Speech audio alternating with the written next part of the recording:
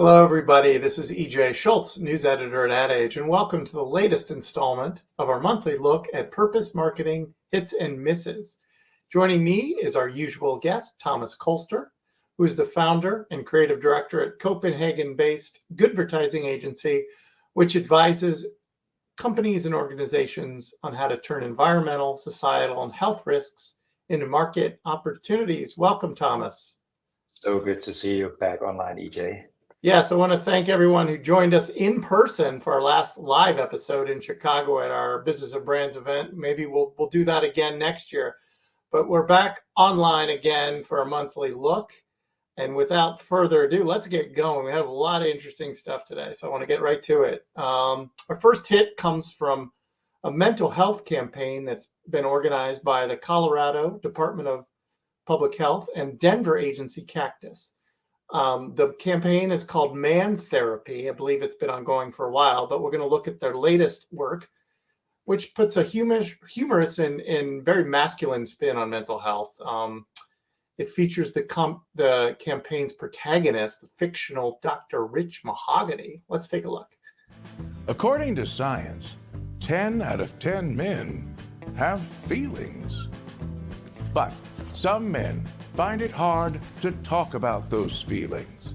Things like anger, relationships, substance abuse, stress, and more. That's why Man Therapy created a manly mental health assessment that doesn't require words, only bullets. Introducing shootable mental health assessments that put the biggest issues men face right in the crosshairs. Allow me to demonstrate. Bullseyes. If your results look any different from mine or you're just feeling off target, Man Therapy can help. Take the 18-point head inspection at mantherapy.org. All right, we've seen a lot of work that is, in recent years, obviously trying to normalize mental health care. This one is very interesting and very targeted, obviously, towards men, and it's promoting this assessment test that folks can take on their website, which also includes all kinds of other resources around mental health. I believe they are connected to a network of providers and all kinds of other things. Why do you like this one, Thomas? I mean, first up, finally, we can get all those US guns being put to good use, right? But I think it takes, for those who are watching the show, often obviously it takes some pretty clear boxes, and the first one for me is they take a creative novel approach, because as you say, EJ, this is a topic we've covered a lot, mental health, and I think when you go into these sort of well-trodden territories, you really need to take a novel and creative approach, and I think they really do that quite well. And they do that because they really sort of ticks the second box, which is it's just insightful. I mean, it's on, for me, if you look at something like the November movement, where you're November, grow a mustache, it's sort of a similar approach where they talk directly to men. And I think that approach is just extremely effective. I mean, I even got curious when I looked at the way that they got their narrative. And then I think the last ingredient that we quite often talk about, most often when we talk about, for example, diversity and inclusion or climate, is obviously that they don't shy away from using humor. I know mental health is a difficult, challenging topic, and especially in this day and time, but why not still use humor to get people to laugh a little bit about themselves? And I think, so 3 boxes: creative, novel, it's insightful, and humorous. So I love this piece of work. I had to look at it a couple of times, and I'm still laughing each and every time. Yeah, sure. And you mentioned the gun issue. At first I thought, is this yet another sort of gun control ad in a weird kind of way? But obviously it's not. That does sort of get your attention, kind of wonder what this is all about, right? Yeah, and especially now also with elections coming up, I think it's an interesting take, because I got into that as well, and I'm also one of those men who had feelings. So great that we can talk about that. Yeah, he knows right. All right, moving on. Actually, our next work is also related to mental health, but it comes from a much different angle and approach.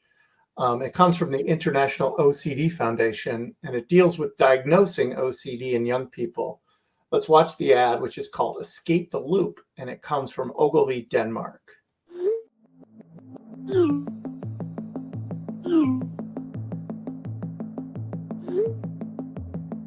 OCD has become an entertaining term used to describe orderly people. But OCD isn't a quirky personality trait. It's a serious mental illness. So, how could the International OCD Foundation make people aware of early signs and encourage OCD-prone teens to seek help in time? Well, we hacked their main tool for conversation, repetitive loops, also known as GIFs. And this is Escape the Loop, a campaign that turned the biggest visual hub on the planet into our free media channel. How? We made the first GIFs that actually break their own cycle. When uploading to the platform, the file doesn't have to be in GIF format. It can be an MP4 film. This discovery allowed our loops to play longer than the average frame count GIFs. And while our GIF hacks did show the most common early-stage compulsive behaviors, we let every loop evolve and carry a hidden message. To ensure relevancy, we tagged each GIF with relevant search terms. This let our message appear in thousands of daily searches, along with being shared on multiple platforms by the target audience. On top of this, all loops link to our campaign site to educate you of signs and dangers of OCD, as well as directing you to local helplines. By hacking an online communication tool predominantly used for fun, we were able to nudge teens into recognizing early signs of OCD, helping them escape the loop, one GIF at a time.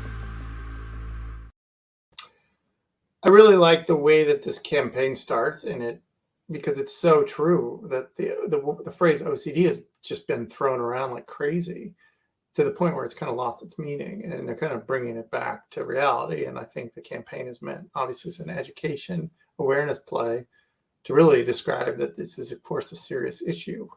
Why did you like it, Thomas? I think they succeeded on quite a few levels.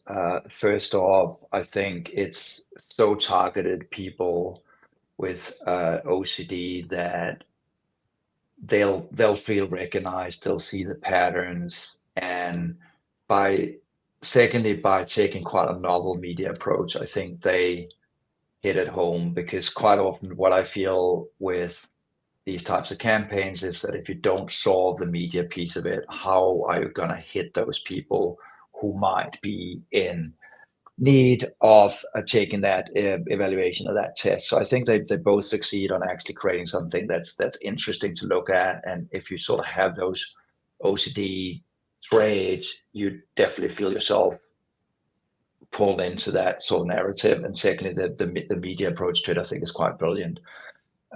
So love it. And just from a sort of creative point of view, I think they nailed it visually as well. It's quite an interesting visual universe. So it's quite a bold campaign, I would say. Very much. All right, we're going to move along to our last hit. It comes from an organization we featured before on this program, the World Wildlife Foundation. And today we're going to look at how the organization actually puts a little bit of a medical spin on environmentalism and a campaign that is running in the UK. It's called A Prescription for Nature. It comes from Uncommon Creative Studio. Let's watch. I'm going to write you a prescription, a daily dose of nature, because the UK is facing a mental health crisis. But just 20 minutes in nature a day can help reduce anxiety, ease stress, and help boost our mood.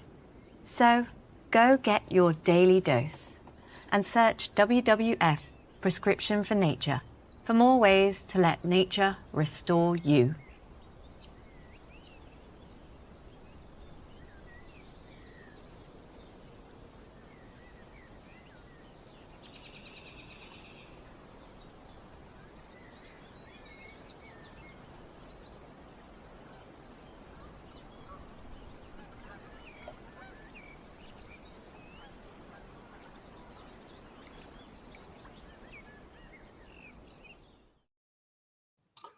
feel like I could just sort of hang out in that final scene for a little while longer. Very relaxing, right? But I think I would guess this is a very different approach for World Wildlife Foundation. Is that right? I know you've probably seen a lot of their work. Yeah, I absolutely love it. I think they're onto something here. And you're right about that sort of feeling that you get from it. I think one exercise I often use when I go to a conference is that to ask people to close their eyes and imagine a place where they feel relaxed, far away from stress. And what comes out of that is often people see themselves somewhere in nature. So it has that healing power. And what I like about this piece of work is that it's difficult for WWF to sort of find a way and to talk about nature preservation and all these things. And I think by hijacking a theme that's very much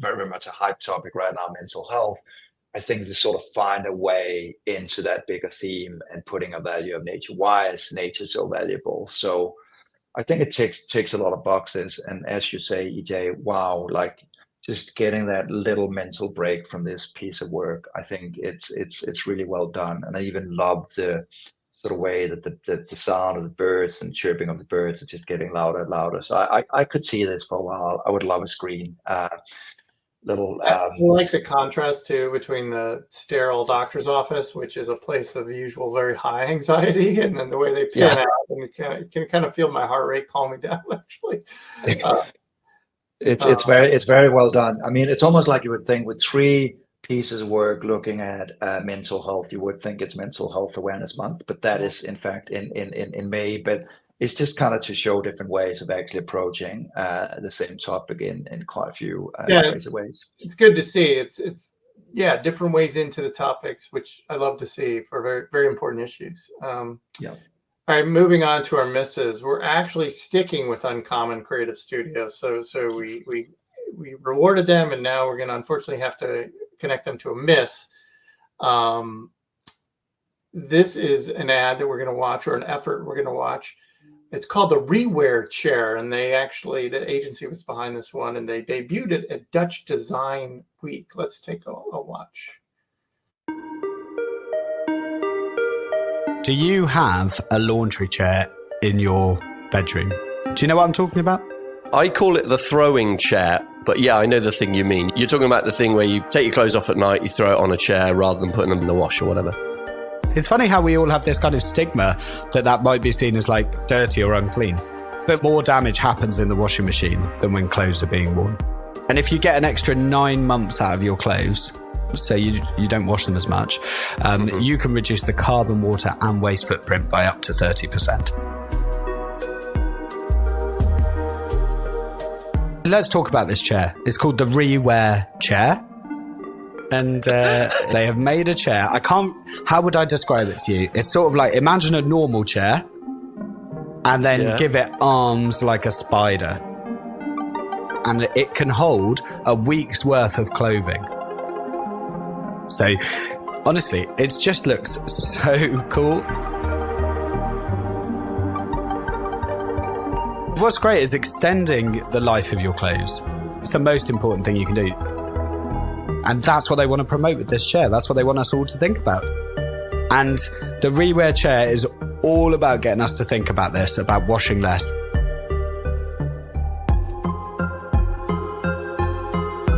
It makes us all think, oh yeah, okay, it's all right that I'm doing this. Like, the laundry chair is not an embarrassment. You just pick up the t-shirt from off the chair, you give it a sniff. If it doesn't smell too bad, then away you go. What was it called? Rewear Chair? The Rewear Chair, yeah. I mean, come on, that's a great name too, isn't it?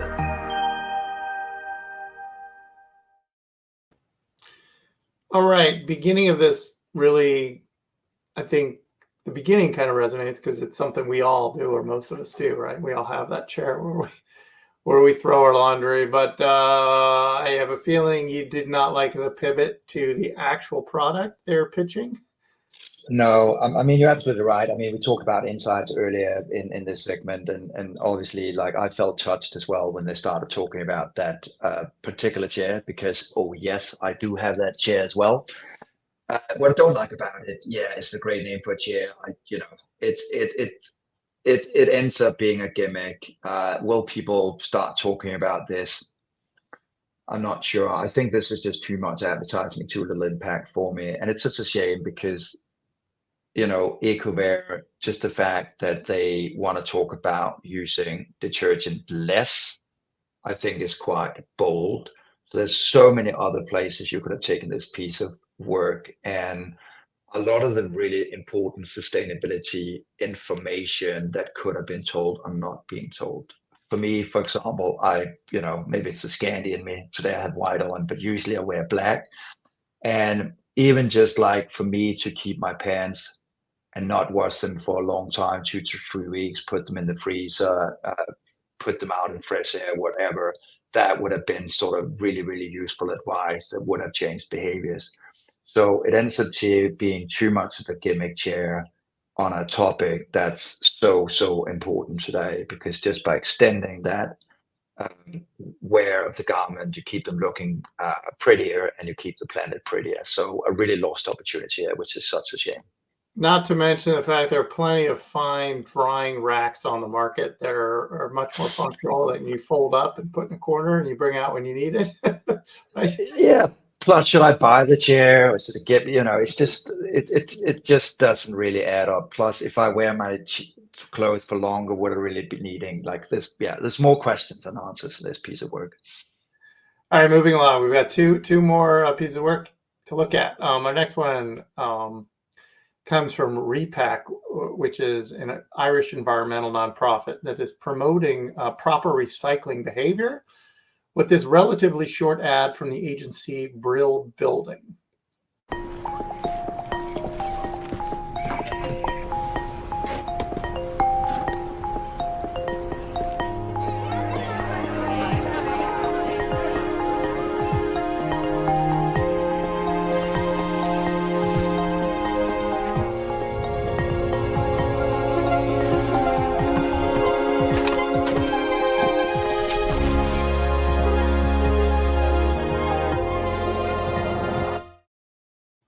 All right, obviously those last 3 words, clean, dry, and loose, they're trying to reinforce those are the kinds of things you need to be putting in your recycling bin, not everything.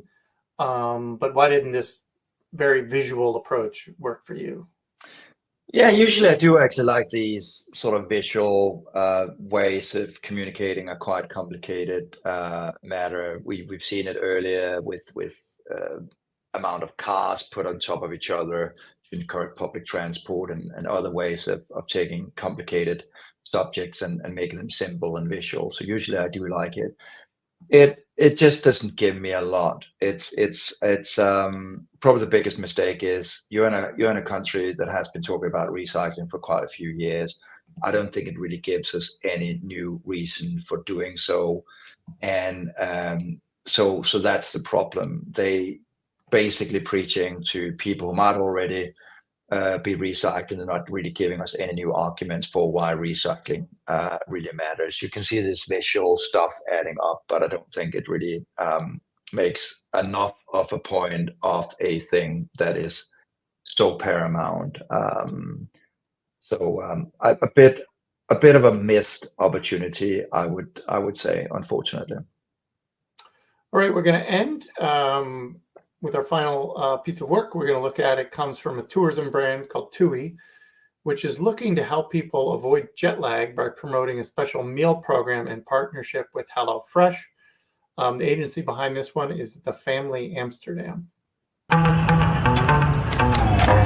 Jet lag. Almost everyone suffers from it. Not a great way to start your well-deserved holiday. That's why TUI introduces Meals Against Jet Lag. A jet lag occurs because your biological clock is set to a different time zone. Together with nutritionist Ellie Kaldenberg and HelloFresh, we developed a special program that reduces your jet lag. A box containing 5 meals with recipes to suit your destination. When you prepare your trip, you can adjust your biological clock to the new time zone. Your eating times are very important to shift your biological clock. When you shift your meal time several days in advance and allowing your digestion to get used to the new time zone, you can start your holiday without a jet lag.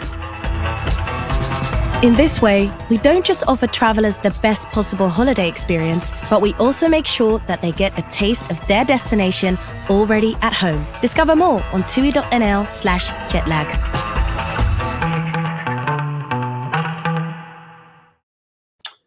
All right, Thomas, what don't you like about this approach? Oh gosh, it's a terrible purpose wash. I mean, to begin with, I kind of bought into the premise, and usually when I don't know enough about a topic, what I usually do, and this is something that's good advice for our audience as well, reach out to somebody who knows. I called a friend. He got an app called Time Shifter where he works seriously with jet lag issues, and food is not very high up in on that agenda in terms of how to combat jet lags. I'm often in the airplane as well, so I definitely know myself.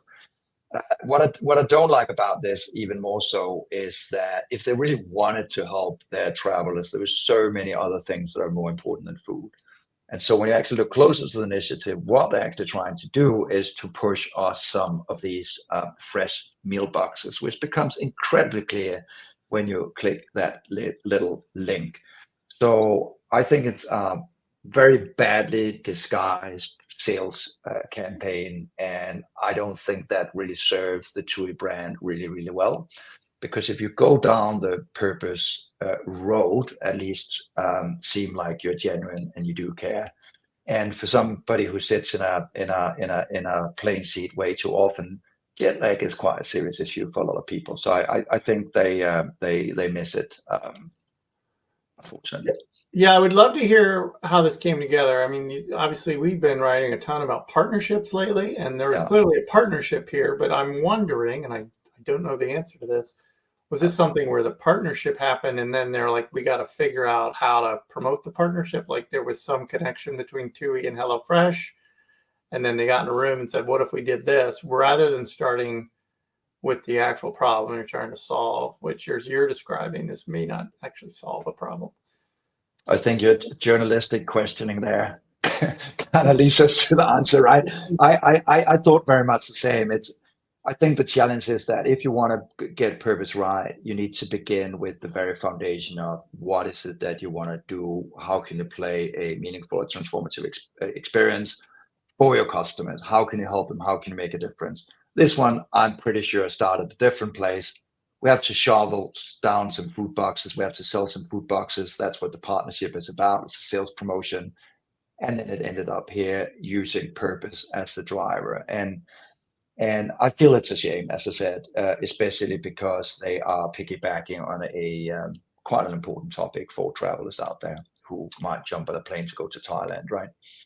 Yeah, of course, I want to remind our viewers, we do try to keep an open mind. So if folks have a different perspective of any of this work, or if we're missing something, or maybe you were involved in this and want to set us straight on something, please feel free to share your comments in LinkedIn or anywhere else. You can easily find us both. But we'll leave it on that note, Thomas. This again is EJ Schultz, news editor at Ad Age. Thanks again to Thomas Kolster, founder and creative director at Copenhagen-based Goodvertising Agency. And as always, thanks to our producer, Lauren Ciardio. We'll be back with you again in November for our next episode of Purpose Hits and Misses. Everyone stay tuned to adage.com for your daily dose of all things related to the marketing industry. Thanks again, everyone. See you next time.